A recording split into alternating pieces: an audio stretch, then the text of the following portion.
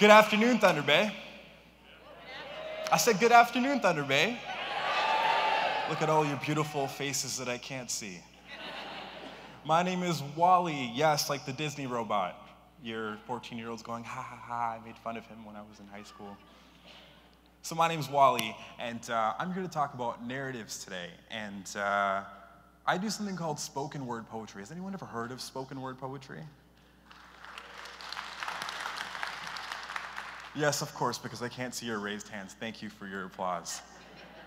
Spoken word poetry is my art. It is what I do. And instead of trying to explain it, I was thinking maybe it's best to just show you what it's like. Is that cool? Yeah? You ever walking with your head down wherever you go? Seems like depression is the only thing that you know. You smile on the outside, but you're dying within. And when you feel like crying, you try holding it in. Girls wear mascara to cover up their tears. Boys repress their emotions, trying to cover up their fears. But the fact stays true, no matter our years. We're scared to be vulnerable in front of our peers. And everybody's story is different. Let it be heard, take a moment to listen. To the loved ones we're missing, the rebounds we're kissing, or the street bums in prison, your neighbor with cancer in both of their lungs, to parents abusing their young, consumed by the liquor and smokes on their tongue, the orphan who's waiting for parents to come, who's suicidal, 2 inches from pulling the gun into the father who was missing his son, and the son missing his father ever since his father was gone. But look to the future, what's behind us is done. Though sometimes we feel lost, like we just want to run. Every day is a war, but the battle is won. If we listen and we share, come together as one. Shine so bright, it's no match for the sun. Cheers.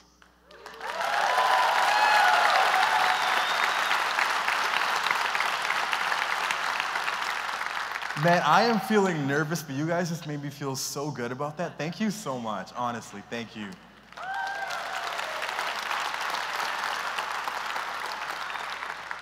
So growing up, part of my narrative, and this is all about the power of narratives today, part of my narrative was when I was growing up, people used to call me a coconut because I'm brown on the outside and white on the inside. I much rather prefer like hot chocolate with whipped cream. But I didn't get that, so I got coconut, right? And sort of the phase for young people right now is to get everything tattooed, and I love this analogy of the coconut. And so basically what I did was, oh, you thought it was a coconut, didn't you? This, if you can see it, is the Pakistani crescent moon and star with the Canadian maple leaf, because I love Canada, I'm proud to be Canadian. Yeah, yeah. And it's close enough to a coconut, so I thought it worked. But this is part of my narrative. This tattoo means so much to me because it speaks to my identity. It's really who I am. And my family is another really big piece in terms of my identity and my narrative because they have a really strong influence as to who I am too. This is a picture of my dad, my little brother, and that's me. And I think my little brother's probably the cutest baby ever. Right? Cutest baby ever. We don't know what went wrong 16 years later. But no, my parents are really happy with my brother because he aspires to be a doctor. I think partially it's because he's been binge watching House. Maybe he'll have a change of heart when he starts watching Suits. But no, me and my brother are super tight. And my dad actually, when he grew his hair when I was younger, people used to think he was like Jack Sparrow. And yeah, my friends in like grade 1 thought it was so cool. Anyways, this is a picture of me when I was a baby. I was pretty cute too, yeah? I'm still pretty cute now. I'm sweet. I'm a coconut, I'll give you cavities. And that's my mom, and my mom is the sweetest thing ever. I love my mom. Me and my mom have a very, very, very close relationship. And I'm so blessed to have her as a parent. And parents do so. How many parents in the room right now? Yeah? You guys do so much. Can we one time for parents just have a huge round of applause? Thank you for all that you do. I'm a huge mama's boy, I'm gonna be honest, but sometimes my mom goes way too overboard with everything. Like, she needs to know where I am every 15 minutes. Like, I can't even go with my boys, I can't even go on a date. Like, my mom will be like, before I leave, I'll be like, Mom, I'm going on a date, it's gonna be a good night. No, wait, where are you going? Who are you going with? What are you gonna be doing? can I get their email address and their phone number and their social insurance number and their dad's phone number? And the list goes on. And I'd be like, Mom, I'm just trying to go on a date. And she'd be like, Wally, I just want to look out for you. There's some bad people out there. Trust me, I've been married 22 years. She's going to kill me. But I had to say it. I thought it was funny. But me and my mom are super, super tight. But at the same time, South Asian parents are also super, super strict. I remember I was in grade 10 and I got 80s on my report card. I was floored. I don't know how I achieved this. Wow. No, can I get a sympathy laugh? I got 80s on my report card. I'm bringing my report card home. I'm super excited to show my mom. And she's sitting on the couch watching Bollywood movies. I walk in, I'm like, Mom, I gotta show you something. And she's like, all right, give me 5 minutes. Now, my mom's 5 minutes. Mom, you know this is true if you're watching. It's 2 hours. So she comes over 2 hours later. I give her my report card. She starts looking at it. She looks at the report card, looks at me, takes a deep breath. I said, Mom, aren't you happy? I got 80s on everything. And she's like, Wally, where's the other 20%? The struggle was real. Like, it was real. It was real. And my mom knows I love spoken word poetry. This is what I want to do full time. But growing up, I literally had 3 career options. You ready for this? I literally had to be a lawyer, a doctor, or an engineer. And if I wasn't any of those, according to my parents, I was going to be like a taxi driver. That was it. That was it. But luckily, I ended up here in front of all of you guys in Thunder Bay, so I guess it kind of worked out. Yeah? There you go, Mom. This is a picture of me saying a prayer when I was 2 years old. I fractured my ankle, and my mom was giving me a massage because she's just like an awesome mom like that. And I was saying this prayer to God so that I would feel better soon and have like a really fast recovery. And prayer in Islam has really been a strong part of my identity and part of my narrative, and for my entire family, not just me. And I might not be the best Muslim per se. I might not pray 5 times a day. My mom might not wear the hijab, but this is something that's really, really important to us. And growing up, my mom had always told me since this happened that everything happens in baby steps. You know, recovering from an injury takes baby steps. Your aspiration to be a doctor starts in baby steps. It's that science fair that you went to in grade 9 that started making you think about it. And this idea of baby steps really stuck with me. And it became really, really apparent to me when I started doing my art and trying to make my art full time. And with that being said, there's some really cool things that I want to share through another spoken word. Is that cool?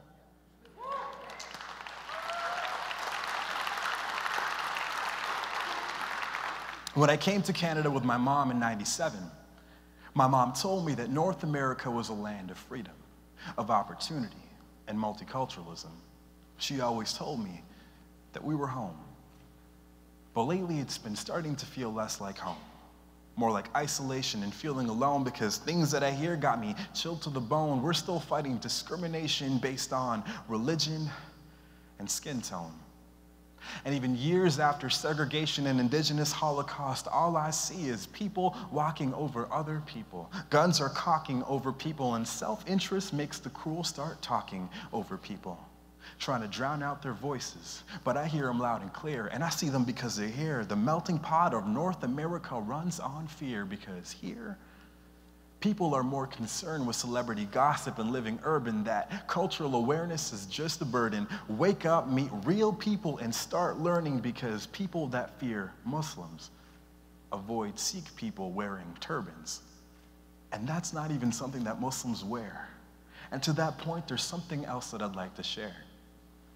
The Muslims that brought down the Twin Towers, they brought our people nothing but shame. Why would terrorism be something God would ever proclaim? Real jihad is about picking up the pen and using your brain. Some people generalize and think that we're one and the same.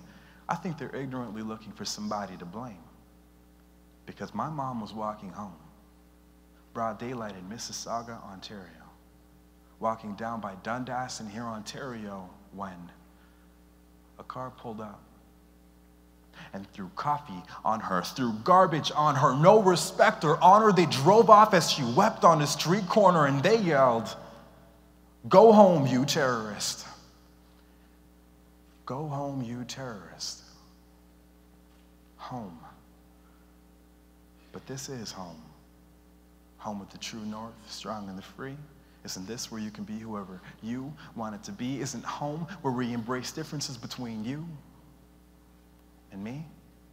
Isn't home where we celebrate our diversity? Isn't home where your neighbors catch you in adversity? Don't you agree? So to the real terrorists, the people who hurt the innocent, the children and women like my mother, those who generalize others based on misconceptions, stop with your misconceptions. Find the truth beneath the lies, and next time you want to mess around, pick on someone your own size. No. Scratch that. I'm not here to fight. Because my mom taught me better. I just hope that we can change our home together.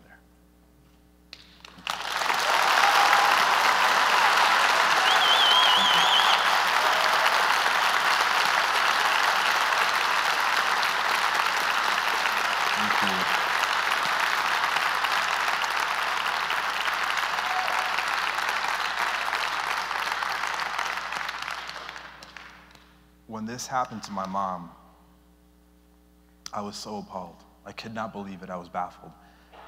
Because we live in Mississauga, Ontario, and this is the greater Toronto area. One of the most, I would say one of the most culturally and religiously diverse communities in our country, if not the entire world. How is it that people could still be ignorant amongst this beautiful cultural tapestry? It didn't make sense to me. And I was upset because my mom is the nicest person in the world. She has a heart big enough for every single person, all 7 billion of us. And she didn't deserve that. But hurt people hurt people.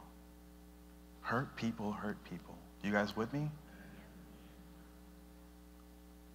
And when this happened, I realized that this isn't a story that's just exclusive to my mom.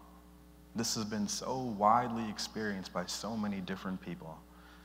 When the Italian, Portuguese, Polish people came to this country decades ago, they were also treated like second-class citizens.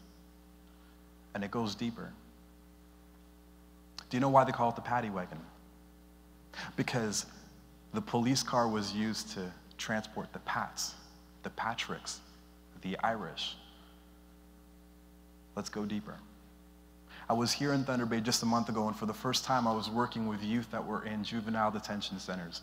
And I met a 12-year-old Indigenous boy. Each one of those kids, by the way, were Indigenous youth. And I met a 12-year-old boy who was Native. And we started having a conversation. He loved hip-hop, and I liked hip-hop too. And we started talking, we were kicking it.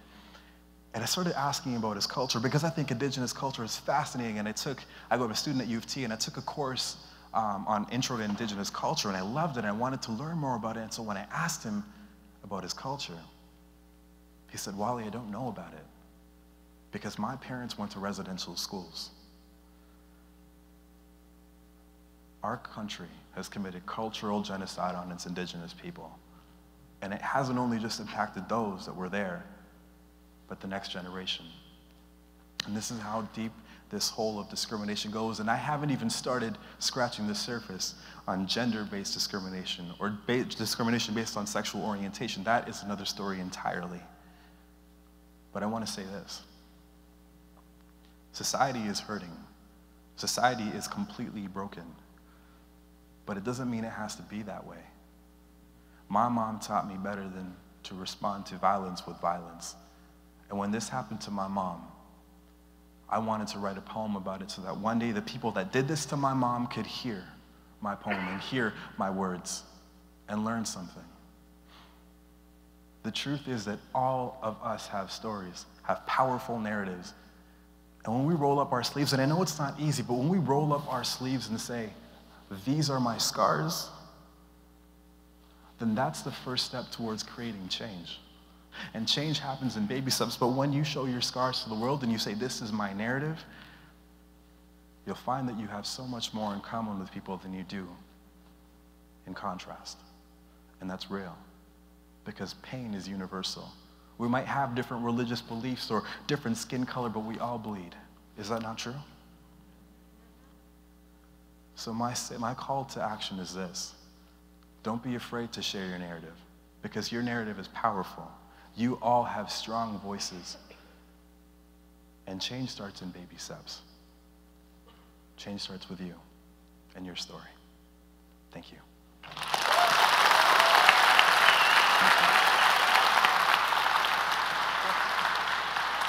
Standing ovation now.